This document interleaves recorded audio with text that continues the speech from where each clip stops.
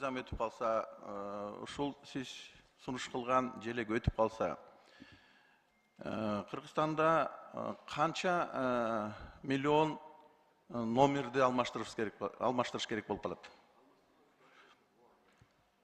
Негизи мыйзамга каршы келип калат да, туурабы? Анан чет мамлекетке чыга албай калат. Мен түшүнүп атам, азыр сиз алмаштырбайбыз деп атабыз, бирок аягы баары алмаштырабыз, мыйзамга дал келбей калат. Паспорттарыбызды да алмаштырышка туура келип калат. Чет мамлекетке баратканда башка чет мамлекет пограничниктери бул Кыргызстандын туусу башка экен, паспортуңуз да башка экен деген сөздөр чыгышы мүмкүн. Ошондуктан канча машинени алмаштырганга туш келип калат номер? Рахмат, мен авторлордун бири катары жооп берсем, уруксат берсеңиз. Биринчиден, бул абдан коомчулукту түйшөлткөн маселе, ошол учурда коомчулукка туура эмес маалыматтар кетип атат. Бир дагы автоунаанын мамлекеттик номери туу кабыл алынган күнү же ошол айда алмашпайт. Өзүнүн кезеги менен жаңы номерлер алынып атканда алмашат. Ошол учурда мамлекеттик бюджеттен эч кандай каражат кетпейт.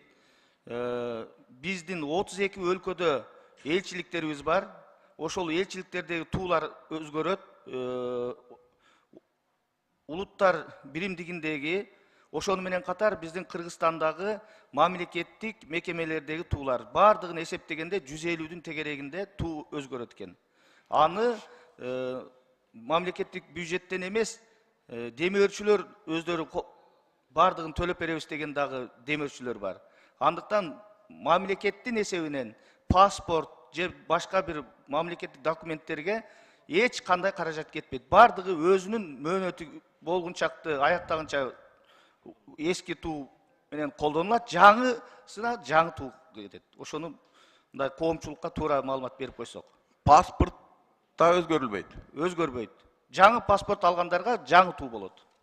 То есть анда тууну өзгөртпөй деле койсок болот экен да? Баары эчтеке өзгөрүлбөсө. Өзгөрөт. Жок, эмне кылабыз өзгөртүп? Паспортты өзгөртпөсөк, номерди өзгөртпөсөк. Жок, жаңылар өзгөрөт да жаңы алгандар. Сиз өзүңүздүн номериңизди өзгөртөсүзбү жаңыга? Мен кааласам өзгөртөм, каалабасам өзгөртпөйм. Убагы келсе өзгөртөм. Алдыгы жерде туруп, биз ант берип атканда кандай туу жатып турду эле? Кайсы тууну колубузду кармап ант бердик эле? Биз эч кандай тууга ант берген эмеспиз, биз конституцияга. Кармаганда туу турдук эле го. Мына ушул көрүп турган тууда. Ошого бергенбиз да. Экинчиден, курман болгон Кыргызстан үчүн курман болгон балдарга ар бирине туу берилген. Ошолорду мындай алмаштырып бересиңерби? Алмашпайт ал. Аларды алмаштырбайбыз жок. Экинчиден, акыркы суроо. Бул жылдызыбыз жана вор в закониялардын жылдызына окшошуп калган жокпу? Бул жана аларды калючка деп коет экен. Күндүн нуру же күндүн шооласы десеңиз туура болот. Эч кандай аларга окшошкон эмес. Окшошпойт дагы. Мен алдында мындай звездасы турат да, бир эки вор в законнике. Тим эле окшошконсуп турат магачы. Окшош болбойт да? Жок, окшош болбойт. Звезда Давида деп жана еврейлердин знагына да окшош болбойбу, түс болуп турганы?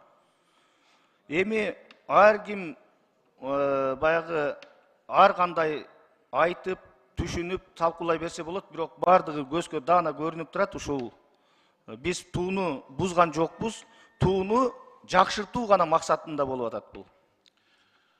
Ошол үчүн урматтуу авторлор, негизи мен үчүн, мен баягы согушка катышкан адам үчүн туу деген бир аябай бир жүрөккө сиңген нерсе. Туу үчүн көптөгөн балдарыбыз курман болгон, туусун жоготкон, войсковой частьты расформировать этип жок кылчу. Мен билгенден бир войсковой часть, пограничный застава ошол туусун алып туруп, алып чыкканда ушу туунучу. Ошол үчүн ушул тууга абайлап мындай мамиле кылсак,